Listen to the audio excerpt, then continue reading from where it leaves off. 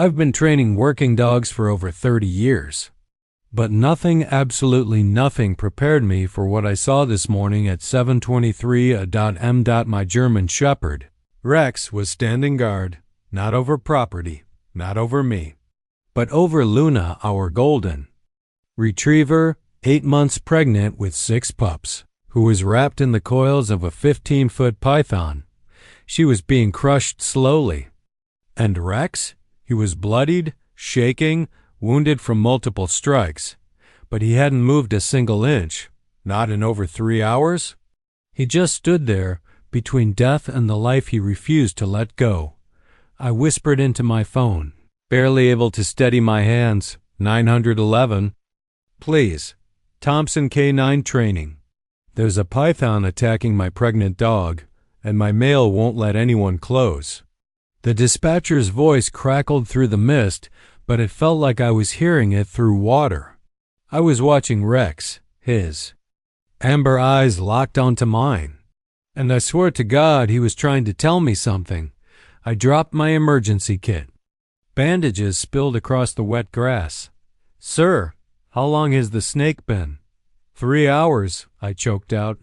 Rex has been holding the line since before dawn. Luna's breathing was shallow. Her belly visibly moved with tiny pulses of life. Rex rumbled low in his throat, a comforting sound, like a lullaby only she understood. I'd seen Marines crack under less pressure than this. But Rex?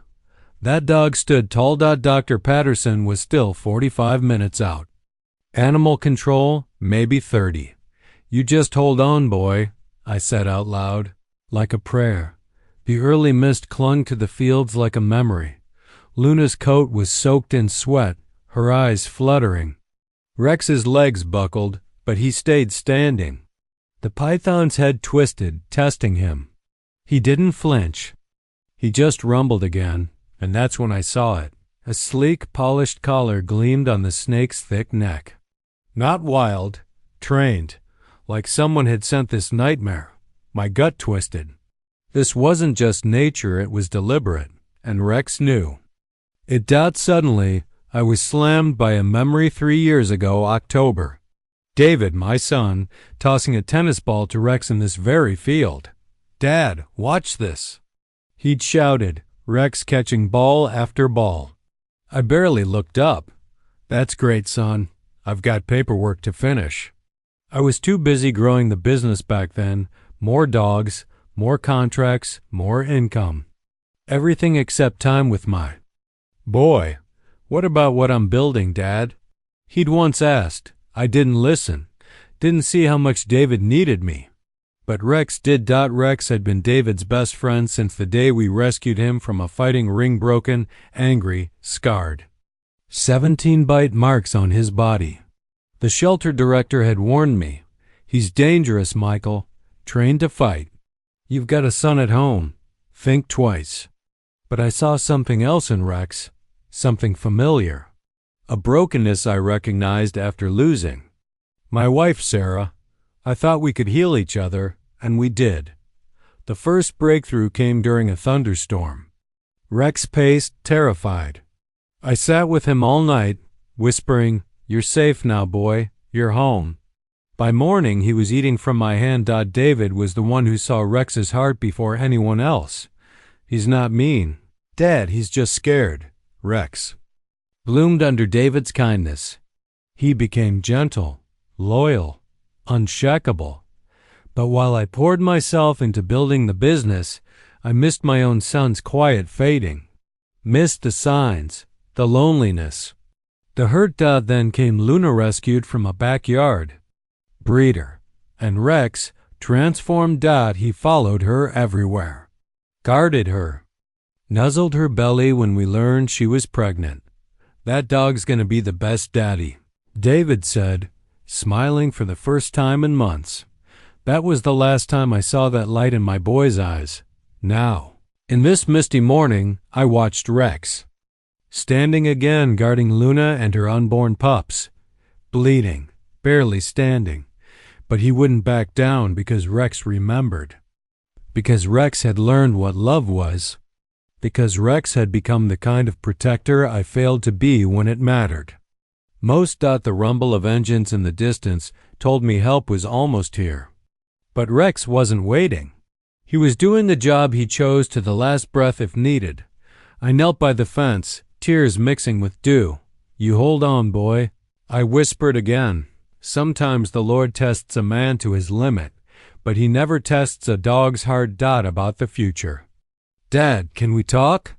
he'd asked, standing in the doorway of my office where I was planning the next day's training sessions. "Sure, son.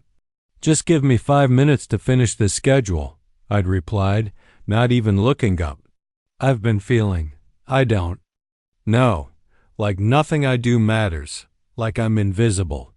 "David, you're 17. Everybody feels that way sometimes. You'll grow out of it." "Tyler didn't grow out of it, Dad. Tyler killed himself last month." That should have been the moment I dropped everything and gave my son Miffle attention. Instead, I mumbled something about being sorry for his loss and promised we'd talk more over the weekend. The weekend never came. David took his own life on a Thursday morning while I was 40 miles away training a police dog for the county sheriff's department. Rex found him first in the barn where we kept the training equipment. By the time I got home, that loyal dog was lying beside my boy's body, refusing to move, making the same protective sounds he's making now for Luna. The note David left was short. "Dad, I needed you to see me the way Rex sees Luna.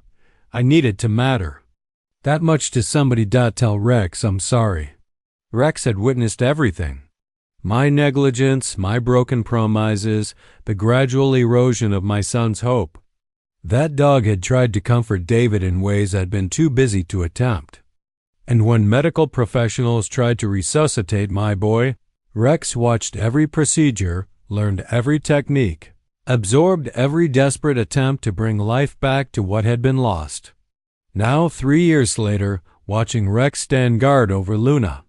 With that same unwavering devotion, I understand what my son was trying to tell me. Rex loves the way I should have loved completely, without conditions, without reservation.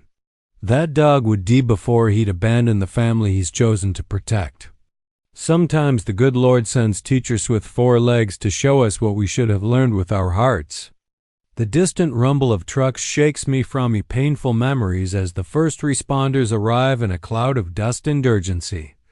Dr. Sarah Patterson's veterinary emergency vehicle pulls up first, followed closely by Maria Santos from Animal Control, her face grim with determination. But it's the third vehicle that makes my blood run cold. Sheriff Robert Hayes, climbing out of his patrol car with a kind of casual slowness that suggests he's in no real hurry to help. "Luna's pupils are dilating," Dr. Patterson announces, dropping her medical kit and immediately assessing the situation through her binoculars. "Michael, we're losing her. That python's been constricting for hours, and her oxygen levels are critical." Maria crouches beside the fence, studying the massive snake with professional interest. "This is a Burmese python, 15 feet easy. Look at that collar. This isn't wild behavior, Michael. This snake's been trained." "The collar? That damned, expensive leather collar that's been nagging at my conscience since dawn," I pointed out to Dr. Patterson, whose face goes pale as she focuses her binoculars on the ornate design. "That's hand-told leather," she whispers. "Custom work. This python belongs to Tasmanian with serious money." Sheriff Hayes finally ambles over, his belly straining against his uniform shirt, sweat already beading on his forehead despite the cool morning air. "Mike, weapon that snake down now. Ask questions later. I've got a shotgun in the cruiser that'll solve this problem real quick. Bobby, you can't just shoot it." Maria protests, her voice rising with indignation. "That python's confused, not evil. Look at its behavior. It's following learned patterns, not predatory instincts. The hell I can't." Hayes snaps back. "We got a dangerous animal threatening livestock." Property rights come before snake rights in my county. Rex turns his amber eyes toward the sheriff, and I swear Fat Dog's expression shifts to something like disgust. Even exhausted and bleeding, Rex has better judgment than our elected law enforcement. Dr. Patterson pulls out her tranquilizer rifle, loading it with enough sedative to drop a horse. If we can sedate the python without hitting Luna, we might be able to manually release the coils before no. The word comes out harder than I intended, but Rex's body language is clear.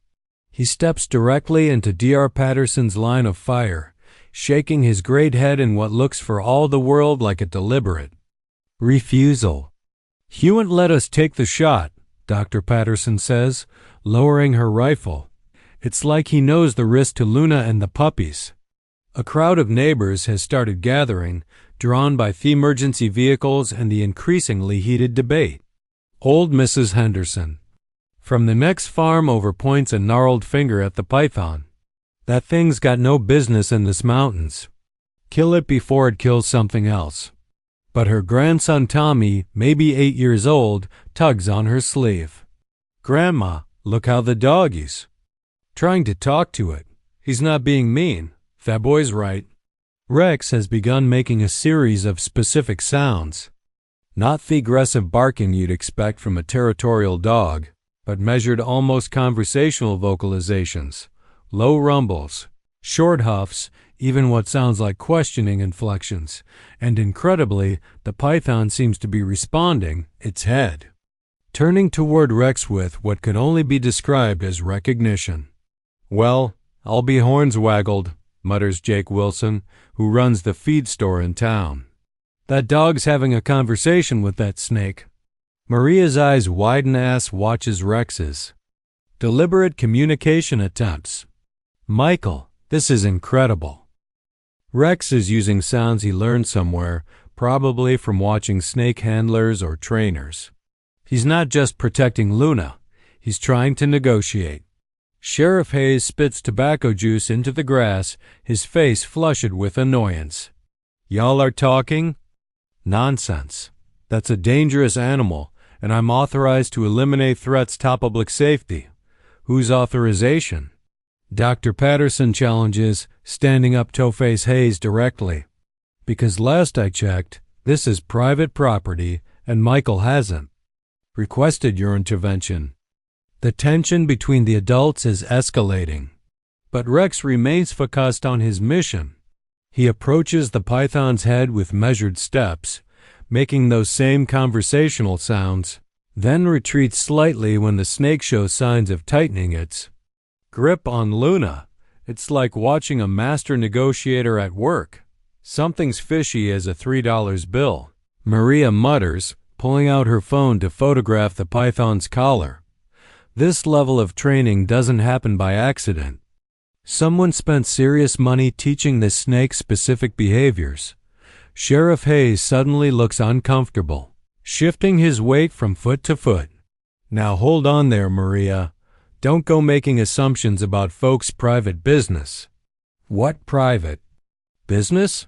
I demand, finally finding my voice. "Bobby, if you know something about this snake, you better start talking." Sheriff's evasive behavior is setting off every alarm bell in my head. In a county this small, Hayes knows about every exotic pet, every unusual animal purchase, every wealthy family's eccentric hobbies. His refusal to speculate about the python's origin feels deliberately obtuse. Dr. Patterson has been quietly working her phone, and now she looks up with grim determination. "I've got contacts at the state wildlife department. This collar design is registered to a specific exotic animal dealer in Charlotte. Give me 20 minutes and I'll have the owner's information." "That won't be necessary," Hayes says quickly. Too quickly. "Like I said, we eliminate the threat first. Investigate later." Rex's condition is deteriorating rapidly. His legs are shaking more violently now, and I can see fresh blood seeping through his coat where the python struck him hours ago. But that magnificent dog won't abandon his post. Every few minutes, He manages to lower his head and make those soft rumbling sounds to Luna, telling her to hold on. "Look at that collar again," Maria says, zooming in with her phone camera. There's an address tag. Highland Park. That's where the oil money folks live. Highland Park, the exclusive gated community where the state's wealthiest families retreat. From the world behind tall fences and private security. The Blackwoods live in Highland Park. Sheriff Hayes goes dead white. "Maria, put that phone away. We don't need to go stirring up trouble for respectable families. Respectable families don't abandon 15 pythons in the mountains." Dr. Patterson snaps. "How many more exotic animals are wandering around out there, Bobby? How many other respectable families have dumped their probables on the rest of us?" The crowd is growing larger, and I can see phones recording everything. This story is about to explode beyond our little county, and Hayes knows it. The man who has been our sheriff for 15 years looks like he's about to lose his lunch.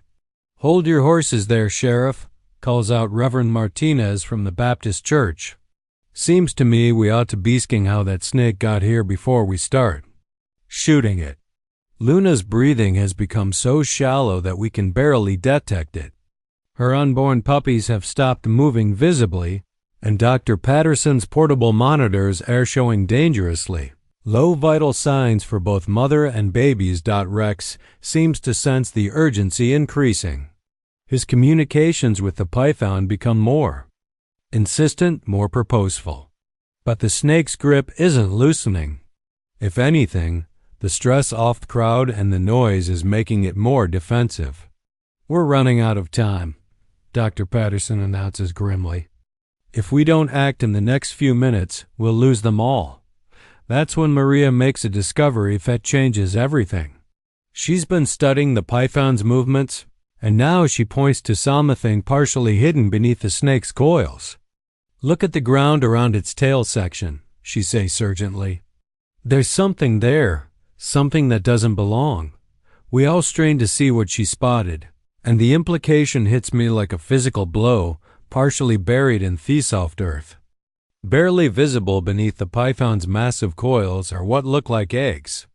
This python isn't just confused and starving. It's a mother protecting its nest. The moral complexity of our situation just became overwhelming. We're not dealing with a simple predator creating livestock. We're looking at two mothers, two families caught in a tragedy that neither of them created. And Rex somehow seems to understand a lot of it. The silence that follows Maria's discovery of the python eggs is broken by Sheriff Hayes' nervous clearing of his throat, a sound that carries the weight of a man whose secrets are about to spill into the harsh morning light. Dr. Patterson lowers her binoculars, her face pale with understanding, while the growing crowd of neighbors shifts restlessly, sensing that something bigger than a simple animal rescue is unfolding before their eyes. "Bobby," I say quietly, my voice carrying 30 years of friendship and growing suspicion. "You know something about this snake, and you are going to tell us right now, or I swear on my son's grave. I'll make sure everyone in this county knows you let politics come before public safety." Hayes looks around at the circle of faces. Neighbors he's known for decades. People who voted for him, trusted him, believed in him. His shoulders sag like a man carrying a burden too heavy for his conscience. The Blackwoods, he finally admits, few words falling from his lips like stones into still water. That python belongs to the Blackwood family up in Highland Park, or used. T.O. Anyway. The crowd erupts in angry murmurs, but Maria raises her hand for silence. "Used to? What do you mean, used to?" Sheriff Hayes pulls off his hat and wipes the sweat from his forehead, his hands shaking slightly. The Blackwood family abandoned their state 6 months ago, just up and left after their boy Tyler, after Tyler took his own life. They had a whole collection of exotic animals, pythons, big cats, even a couple of bears. Fessity's been trying to round them up ever since, but we keep missing some. The revelation hits me like a physical blow. Tyler Blackwood, David's best friend, the boy whose death had pushed my son over the edge into his own despair. I feel my knees go weak as the connections start forming in my mind like pieces of a terrible puzzle. You mean to tell me, Duck? Patterson's voice is deadly quiet.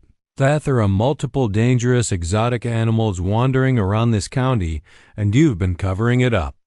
The Blackwoods contributed to this county for generations. Hayes protest, his voice rising defensively. They funded the new hospital wing, the school renovations, my campaign. He stops abruptly, realizing he's just confessed to accepting money. From the very people whose negligence created this crisis. Your campaign? Maria repeats slowly, her phone still recording.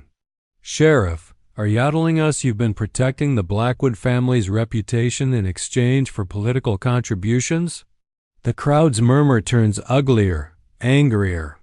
These are working people, folks who've struggled to pay their bills while watching wealthy families play with dangerous toys. Old Mrs. Henderson's voice cuts through the noise like a rusty blade. That's lower than a snake's belly, Bobby Hayes. My granddaughter rides her bike on these roads. You mean she could have run into one of them big cats? But it's Tommy, the 8-year-old. Boy who asks the question that stops my heart cold. Mister, was Tyler the boy who used to come visit David Thompson? The sad boy with the pretty car. The world tilts on its axis. Tyler Blackwood hadn't just been David's friend. He'd been a regular visitor to our training facility. He'd spent countless afternoons here playing with Rex, helping with the dogs, finding the peace and acceptance his wealthy parents couldn't provide in their mansion full of exotic animals and empty affection. Tyler was here the week before he died, I whispered, the memory flooding back with brutal clarity. He was helping David train Rex for agility work. That boy loved this dog almost as much as David did. Rex seems to understand we're talking about Tyler. His amber eyes find mine across the fence, and I see recognition there, remembrance of a troubled teenager who'd found solace in simple kindness and unconditional canine affection. Maria's investigation is moving fast now, her phone connecting dots that Sheriff Hayes had tried to keep buried. According to state wildlife records, the Blackwood estate was registered for 12 pythons, 4 mountain lions, 2 black bears, and various smaller exotic species. How many are still missing, Sheriff? Hayes's silence is answer enough. Dr. Patterson steps forward, her medical training overriding her shock at the political corruption unfolding around us. This python has been surviving in the wild for months, she says, her voice tight with controlled anger. It's probably starving, confused, operating on survival instinct.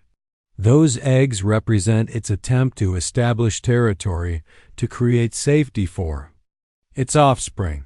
It's not evil, it's desperate. Thepithon, as if understanding it's being discussed, raises its massive head and looks directly at the crowd. For a moment, predator and prey dynamics dipper replaced by something more complex. The recognition of one abandoned creature looking at another species that's proven equally capable of abandonment. Rex's response to this revelation is remarkable. His communications with Thepithon change, becoming more urgent, but also more compassionate. Those rumblings take on new meaning. Not just negotiation, but understanding that both the dog and the snake are victims of human failure. Abandoned by the very people who should have protected them. My God, breathes Reverend Martinez, his voice filled with sudden comprehension.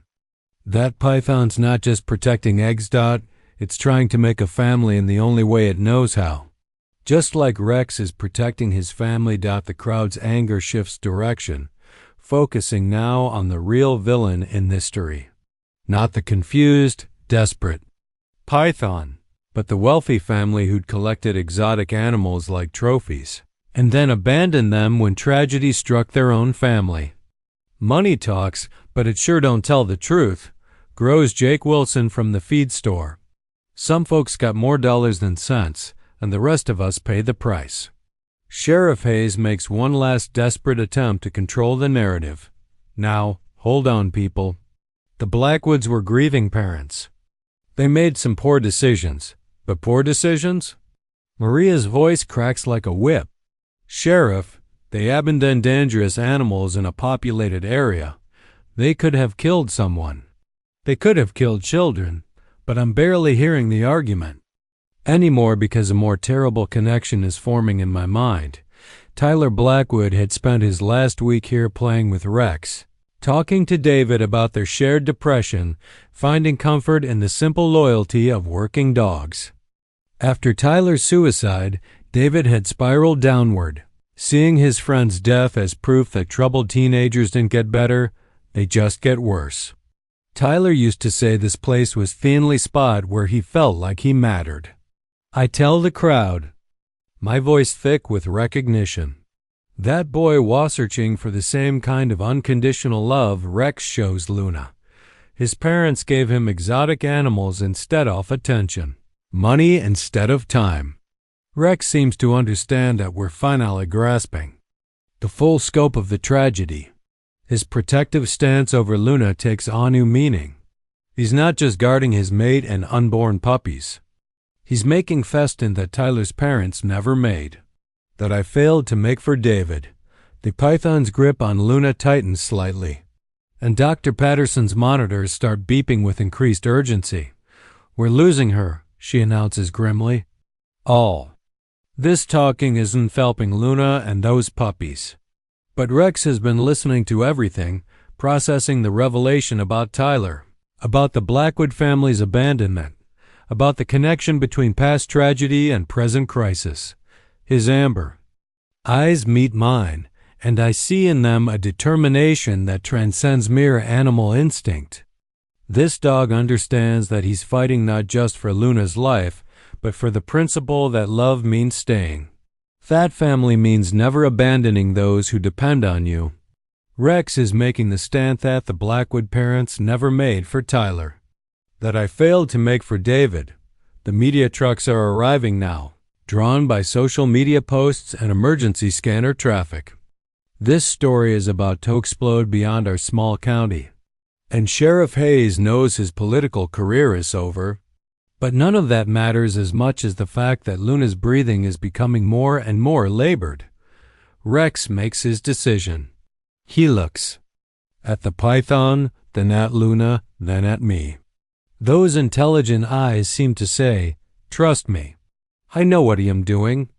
And somehow, despite everything that's gone wrong, despite all the human failures that led to this moment, I find myself believing in a dog's wisdom more than any human authority. This whole thing stinks to high heaven. But Rex is about to show you saw what real loyalty looks like.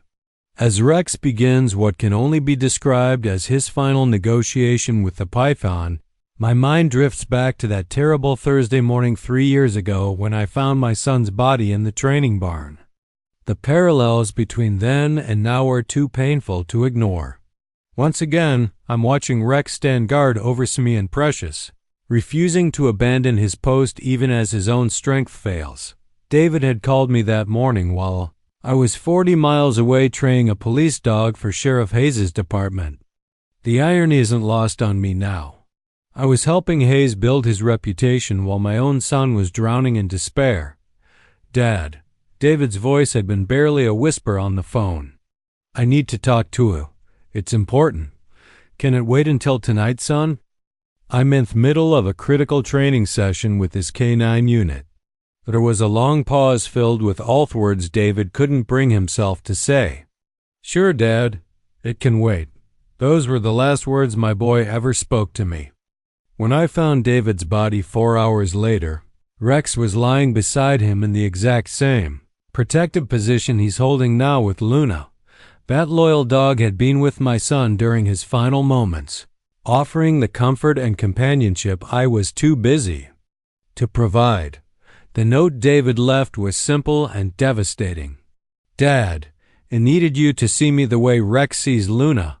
I needed to matter that much to somebody. Tell Rex I'm sorry. Now watching. Rex communicate with the python through those same soft rumblings he'd used to comfort David. I understand what my son was trying to tell me. Rex loves the way I should have loved, completely, without reservation, without distractions of business success or social obligations. In the present crisis, Dr. Patterson is setting up emergency field surgery equipment while Maria continues documenting Sheriff Hayes' corruption for the state authorities. The crowd has grown to include news crews, and I can see helicopters circling overhead. Our small family tragedy is becoming a national story about exotic pet abandonment and political cover-ups. Michael, Dr. Patterson calls urgently. Luna's heart rate is becoming erratic. We need to perform an emergency C-section now, or we'll lose both mother and puppies. But Rex won't allow anyone near Luna. Every time Dr. Patterson approaches with her surgical kit, Rex positions himself between her and his mate, not aggressively, but with absolute determination. That dog trusts me, but he doesn't trust anyone else with Luna's life. The python seems to understand that something critical is happening. Its massive head turns toward the medical equipment, then back to Rex, as if recognizing that their standoff has reached a breaking point. He's been doing this for hours, Maria observes, watching Rex's patient negotiations with the snake. Look at his technique. He approaches, makes specific sounds, retreats when the python shows stress. It's like he's learned snake behavior patterns. The terrible truth hits Mel like a physical blow. Rex had learned snake behavior during his fighting days, forced to battle pythons and other exotic animals for the entertainment of wealthy spectators. Just like the Blackwood family's collection, those fighting rings had been playgrounds for people with more money than conscience. Rex fought pythons before. I tell Dr. Patterson, my voice thick with recognition, in those illegal fighting operations. That's how he knows how to communicate with this snake. But the fighting rings had taught Rex more than just survival techniques. They'd taught him that violence wasn't the only option, that sometimes understanding and patience could achieve what force couldn't. My boy had spent years learning to see beyond the surface, aggression to the fear and confusion underneath. The python's grip on Luna loosens slightly as Rex makes a series of increasingly complex vocations. It's like watching a master translator at work, bridging the communication gap between species through pure determination and learned experience. Sheriff Hayes is trying to manage the media circus developing around us, but his credibility is shattered. A reporter from the state capitol has arrived, asking pointed questions about the Blackwood family's political contritions and Hayes' failure to warn the public about escaped exotic animals. Sheriff Hayes, the reporter calls out, do you consider yourself responsible for the current crisis? Hayes' non-answer is answer enough.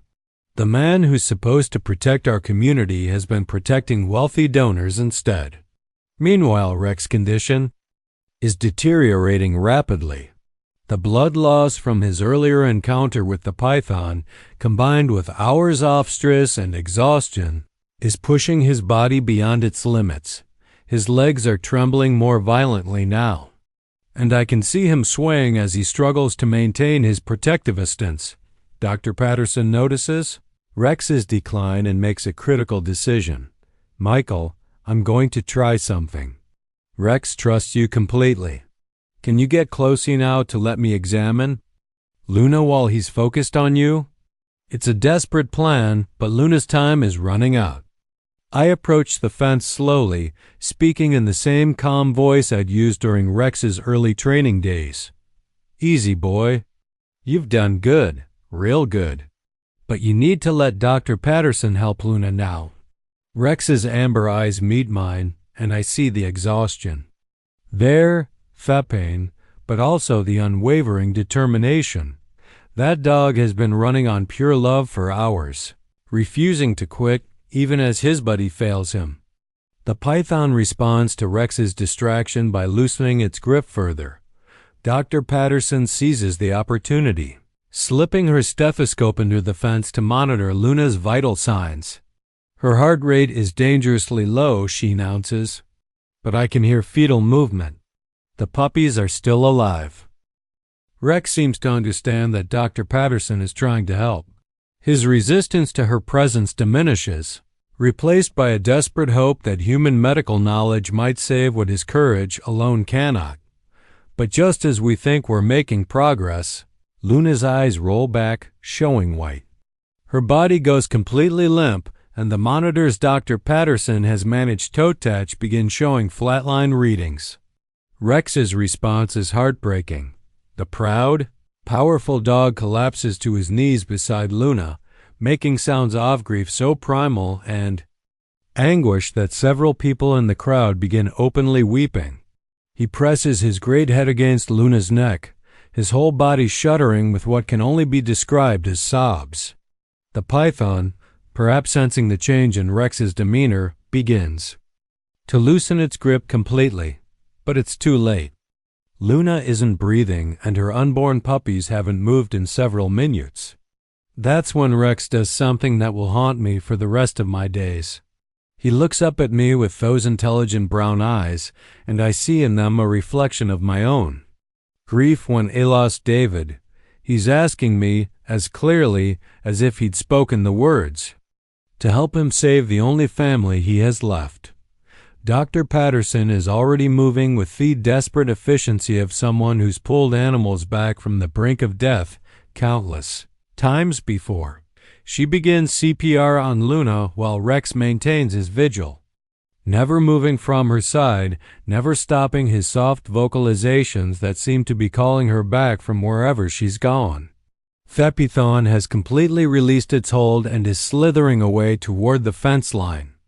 But instead of fleeing, it coils itself into a defensive position and waits as if understanding that its fate is now tied to the outcome of this desperate rescue attempt.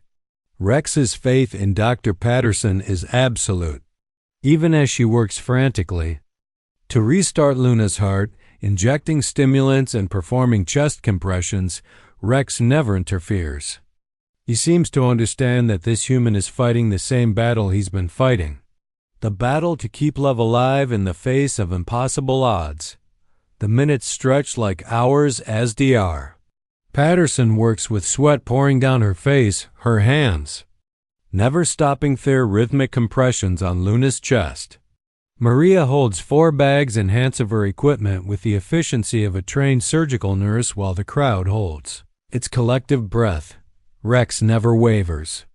Even when Luna shows no signs of response, even when thermometers continue to show flatline readings, that devoted dog keeps making his soft calling sounds, keeps pressing his nose to her face, keeps believing that love can be stronger than death. Sometimes the good Lord never gives us more than we can handle. But watching Rex refuse to give up on Luna, I'm reminded that love doesn't always follow the rules we think we understand. Then, just when it seems like we've lost her forever, Luna's chest rises with a shallow, gasping breath. The monitors begin showing a weak but steady heartbeat, and Rex's triumphant howl shakes the very heavens. But our celebration is premature because what happens next defies everything I thought I knew about animal intelligence and love. Dr. Patterson's hands freeze as she realizes what Rex is doing.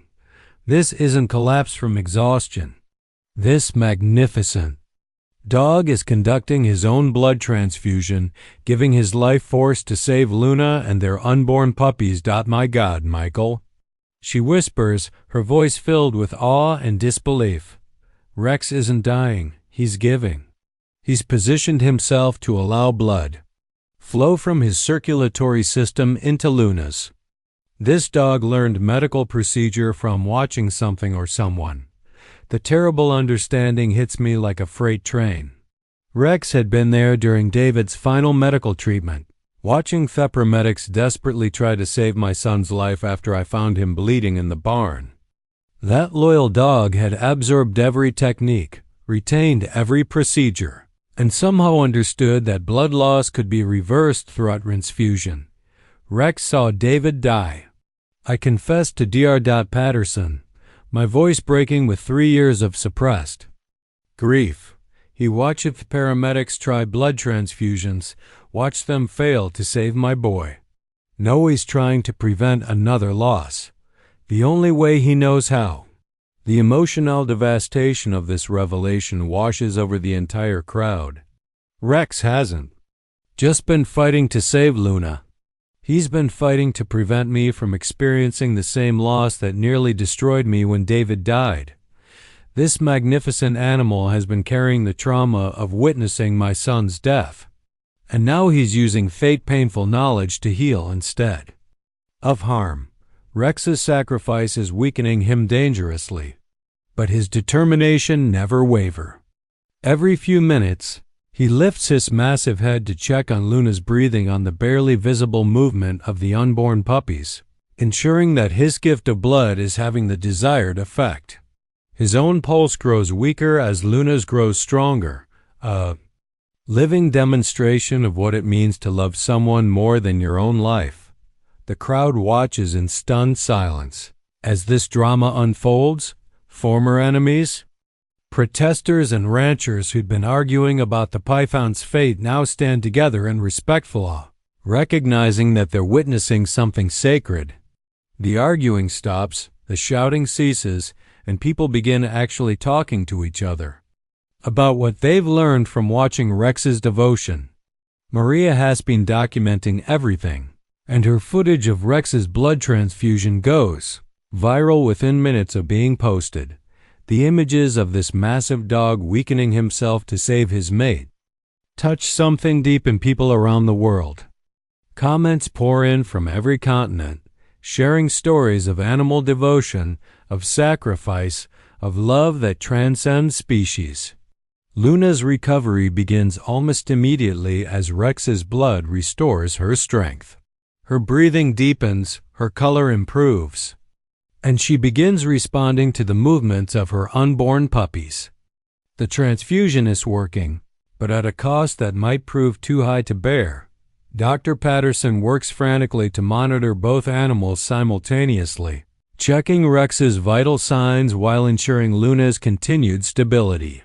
His blood pressure is dropping dangerously, she reports grimly. Rex is giving more than his body can sustain, but Rex seems to understand the stakes perfectly. When Dr. Patterson tries to disconnect the improvised transfusion line, Rex positions himself to maintain the flow, communicating through those amber eyes that this is his choice, his gift, his purpose. I failed my son, I sob, finally speaking the words that have been eating at my soul for 3 years. He wasn't there when David needed me most, but Rex never forgot. He's been trying to save David ever since, and now he's saving Luna the same way he couldn't save my boy. The breakdown I'd been holding back finally comes as I watch Rex's heroic struggle. All the tears I hadn't cried for David, all the grief I'd buried when I lost my wife Sarah, all the guilt and regret and lonely nights. It all pours out as I kneel beside this dying dog who's shown me what real courage looks like. Dr. Patterson fights her own emotions as he continues monitoring both animals. I see my lost child in every animal I save, she confesses quietly. I became a veterinarian because I couldn't save my own baby. And now Rex is showing me what real healing looks like. He's not just saving Luna, he's shielding all of us. The python situation resolves itself in the most unexpected way possible.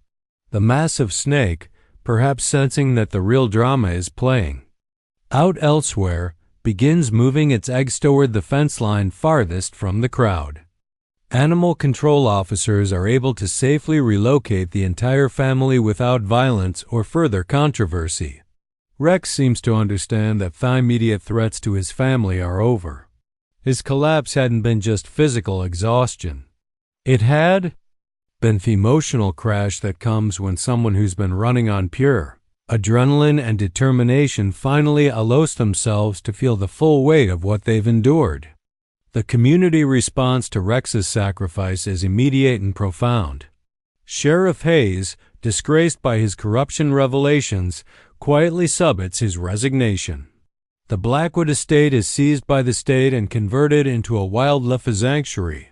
National attention brings reform to exotic pet laws and animal abandon statutes.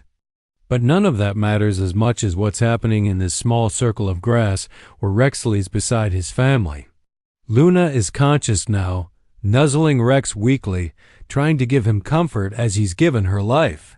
The first puppy is beginning to crown, and Dr. Patterson prepares for an emergency delivery.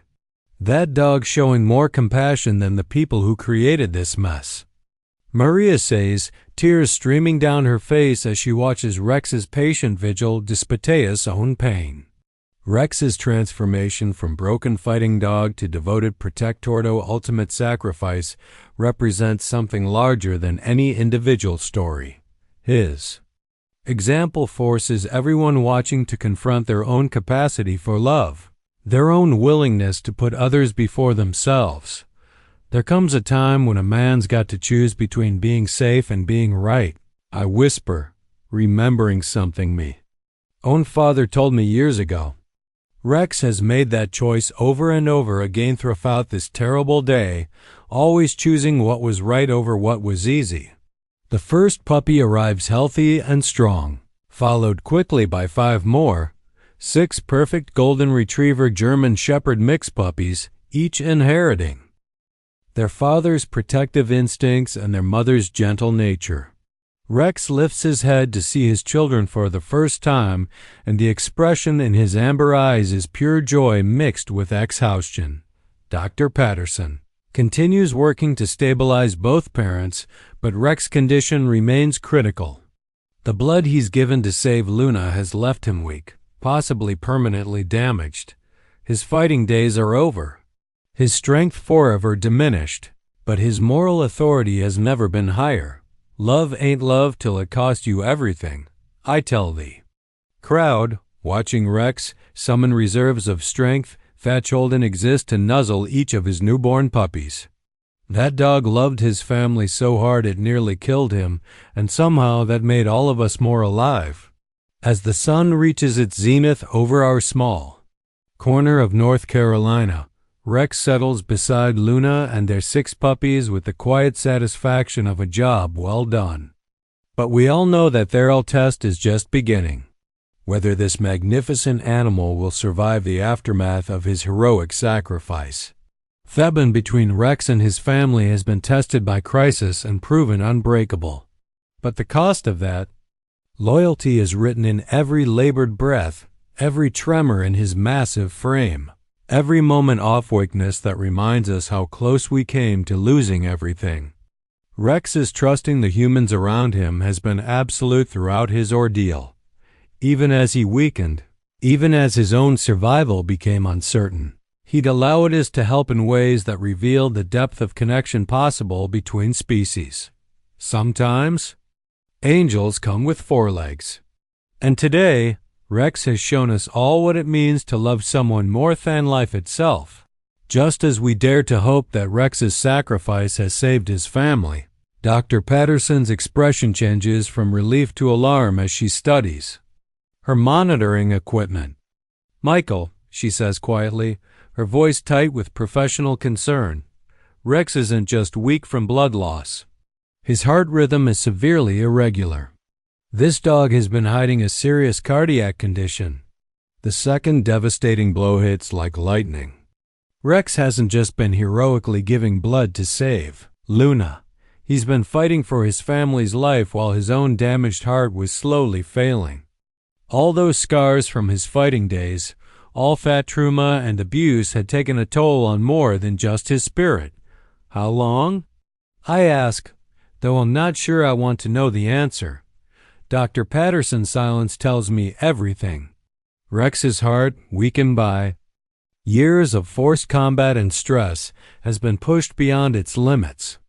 The blood transfusion was never sustainable.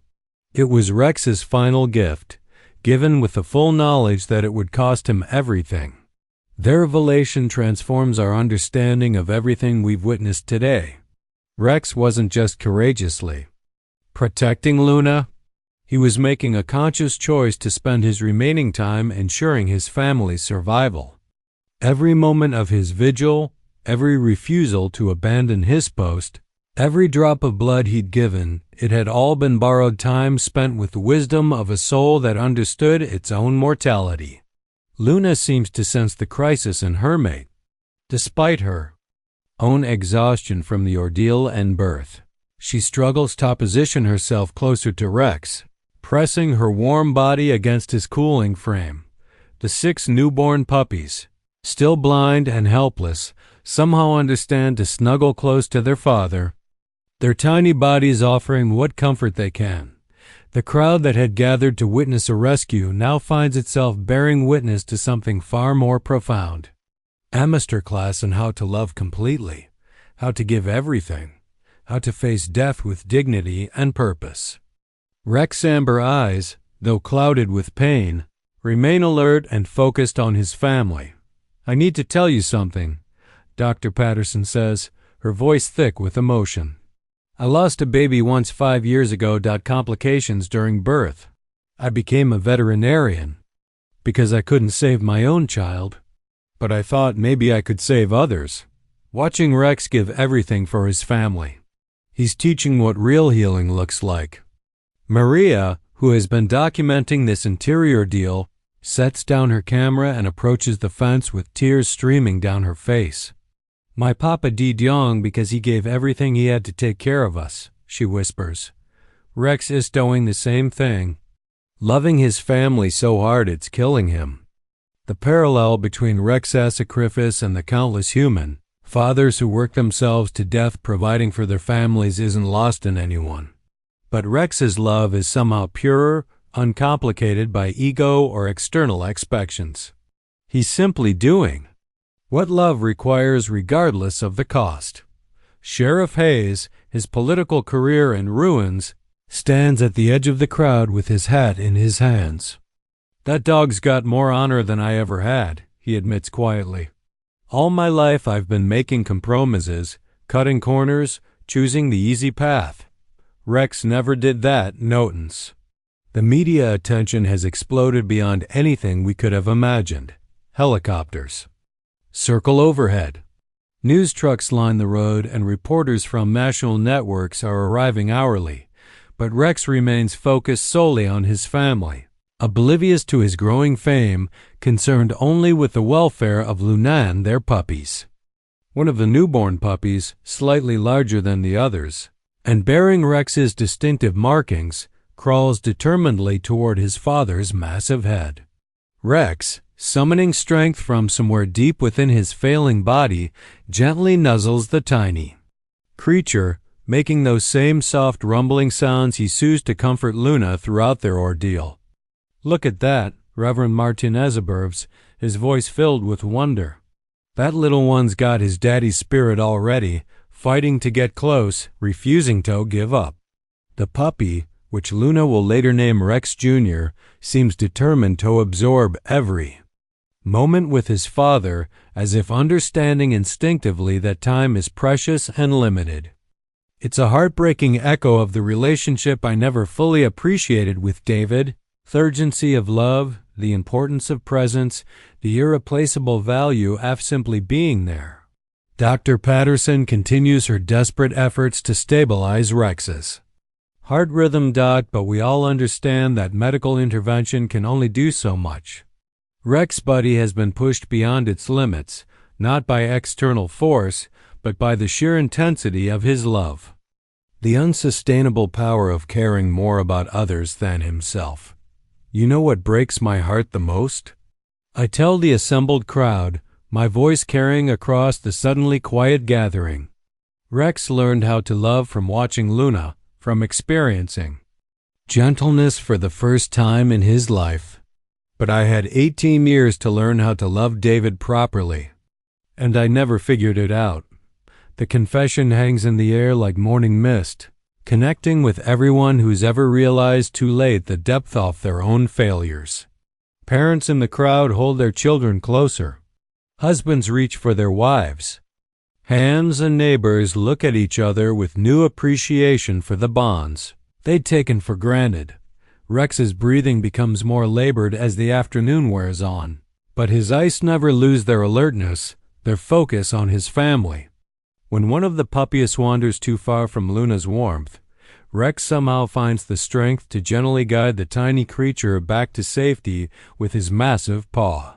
The python situation has been completely solved. The mother snake and her eggs safely relocated to a proper sanctuary where she received the care she needs. But the broader implications of the Blackwood family's abandonment continue to unfold. 2 more exotic animals have been captured in neighboring counties, and state officials are launching a comprehensive investigation into wealthy families who treat dangerous animals as status symbols. This whole crisis could have been prevented. Maria observes, checking the latest updates on her phone. If the Blackwoods had been responsible pet owners, if Sheriff Hayes had prioritized public safety over political contritions, if our society valued responsibility over privilege. But Rex's response to human failure has been to demonstrate a better way, to show what responsibility looks like, what commitment means, what love requires. His example has already inspired change beyond our small county, touching hearts around the world and sparking conversations about duty, sacrifice, and the bonds that truly matter. As evening approaches, Rex's condition continues to deteriorate. Dr. Patterson has done everything medically possible, but Rex simply cannot sustain the demands his love has placed upon it. The dog who served illegal fighting rings, who overcame trauma and abuse, who learned to trust and love again, is finally facing an opponent he cannot defeat. The good Lord works in mysterious ways, I tell Rex, kneeling beside him as his breathing becomes more shallow. You taught me what my daddy never could, what I failed to teach David. You showed us all what it means to love someone more than your own life. Rex's amber rays find mine one final time, and in them I see not fear or regret, but satisfaction. He's accomplished what he set out to do. Luna is safe, the puppies are healthy, and his family will survive. For a dog who started life as a victim of human cruelty, forced to fight for the entertainment of others, he's ending it as a teacher, showing humanity what pure love looks like. The sun sets over the Blue Ridge Mountains, painting the sky in shades, off gold and crimson as Rex settles into his final rest beside the family he'd be protecting. Luna positions herself so that Rex can feel the warmth of her body and the movement of their children, ensuring that his last sensation will be the life he fought so hard to preserve. In the gathering twilight, surrounded by the community that has been forever changed by witnessing his sacrifice, Rex closes his eyes for the last time, leaving behind a legacy that will inspire generations to come. That dog's gone to a better place, but his love don't ever really die. 1 year later, on a golden autumn morning that seems blessed by heaven itself, I stand at Thepesture Fence, watching a scene that still brings tears to these old eyes. The wooden sign beside the gate reads, Rex Memorial Canine Sanctuary, where love lives on, and every word of that promise has come true in ways I never could have imagined. Luna moves gracefully across the grass, her health fully restored, leading her 6 thriving puppies through their morning training session. Rex Jr., now a magnificent young dog with his father's protective instincts and his mother's gentle wisdom, stays close to my side as I work with a group of troubled teenagers who found their way to our sanctuary. Mr. Thompson calls out Marcus, a 16-year-old whose anger issues brought him here after his 3rd suspension from school. Rex Jr.'s doing that thing again where he won't let me walk away when I'm upset. I smile, watching the young German Shepherd Golden Retriever Mixozition himself between Marcus and the gate, just like his father had positioned himself between Luna and danger. That's called love, son. Rex Jr. learned from watching his daddy that sometimes the most important thing you can do is just stay with someone who's hurting. The transformation in our community has been nothing short of miraculous. What started as a simple animal rescue has evolved into something far more meaningful, a healing place for both creatures and humans who've been broken by life's cruelties. The Rex Memorial Sanctuary has become a beacon of hope, drawing visitors from across the country who come to learn about the power of unconditional love.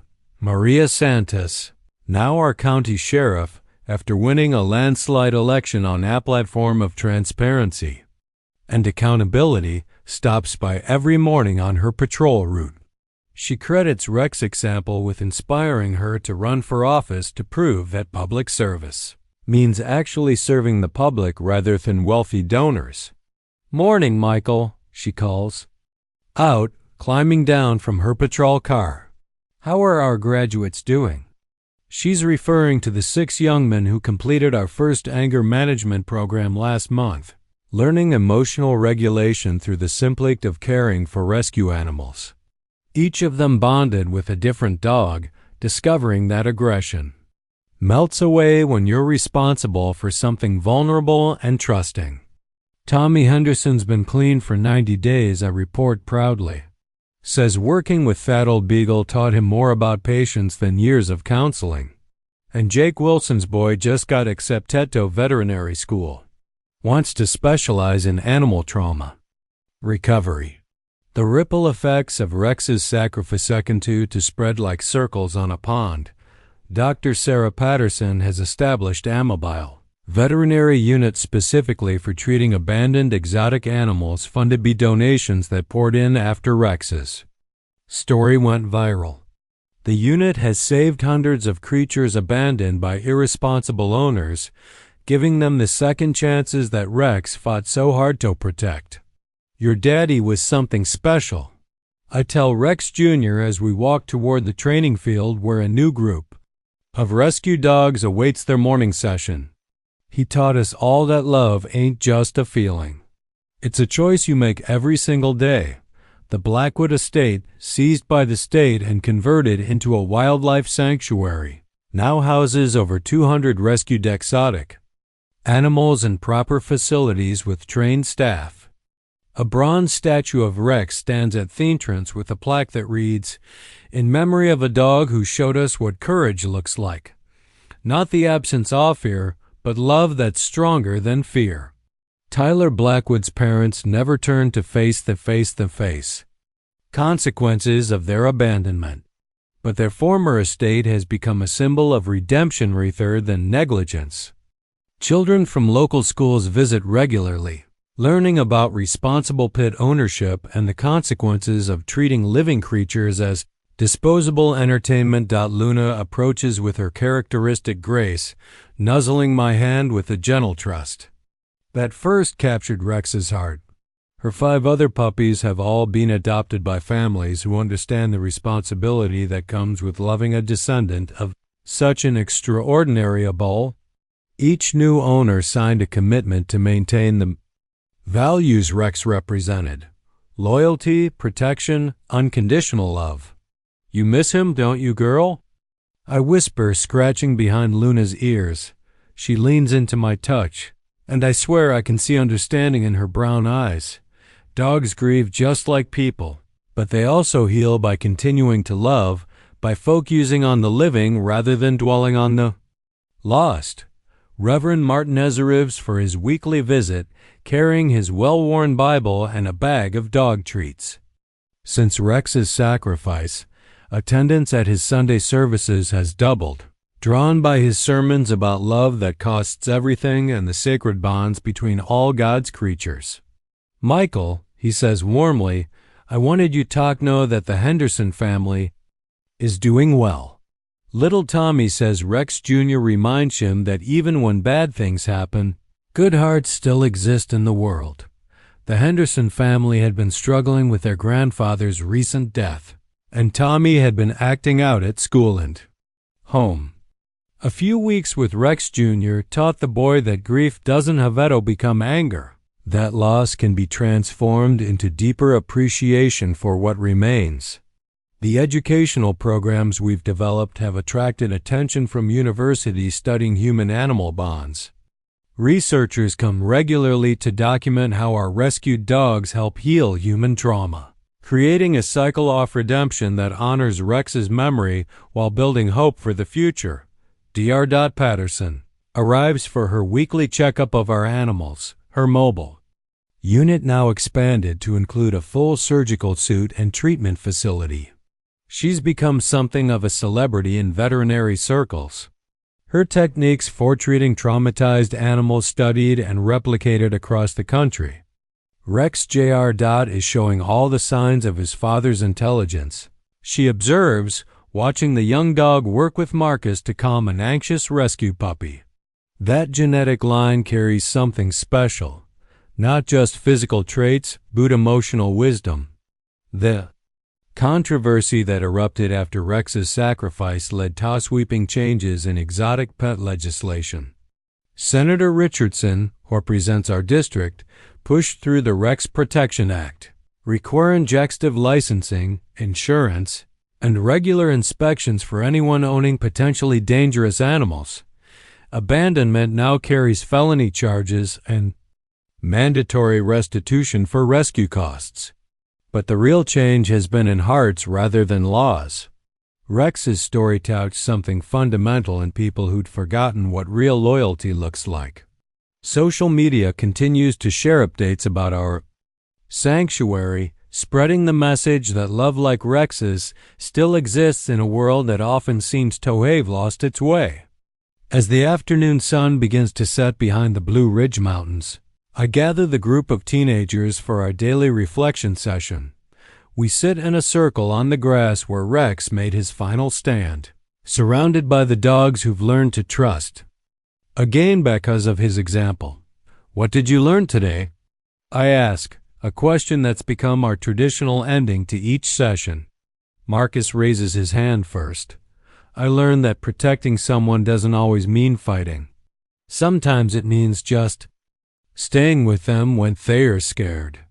Sarah, a 15-year-old who came to us after her parents' divorce, adds thoughtfully, Rex Jr. showed me that you can love someone even when they're having a bad day. Dogs don't hold grudges. One by one, the teenagers share insights that would make any parent proud. These young people, many of whom arrived angry and distrustful, have learned about responsibility, commitment, and unconditional love from animals who survived abandonment and abuse. Rex taught me something my daddy never could, and his daddy never taught him, I tell them, repeating the words that have become my daily reminder. Love ain't love until it costs you everything. That dog loved his family so hard it killed him. And somehow that made all of us more alive. As twilight settles over the sanctuary, Luna and her puppies gather around Rex's favorite oak tree, the same spot where he used to rest after training sessions. Rex Jr. leads them in a ritual they've developed, touching noses with the small memorial stone that marks where his father made his final sacrifice. The American flag flies proudly over our sanctuary, representing the values Rex embodied: courage, loyalty, sacrifice for others, and the belief that every life has dignity and worth. Visitors often comment that they feel something special here, a sense of peace and purpose that's hard to find in our hurried world. Folks always ask me what kind of dog Rex was. I tell the reporters who still visit occasionally to document our ongoing work. I tell them he wasn't just any kind of dog. He was the kind that reminds you what it means to be human. And that's a breed that's getting mighty rare these days. But it ain't extinct as long as we keep his memory alive. As darkness settles over the mountains and our dogs settle in for the night, I stand at the fence where this incredible journey began. Luna approaches with REXJR. At her side, both of them looking toward the memorial stone with the quiet reverence of souls who understand that love never really dies. It just finds new ways to express itself.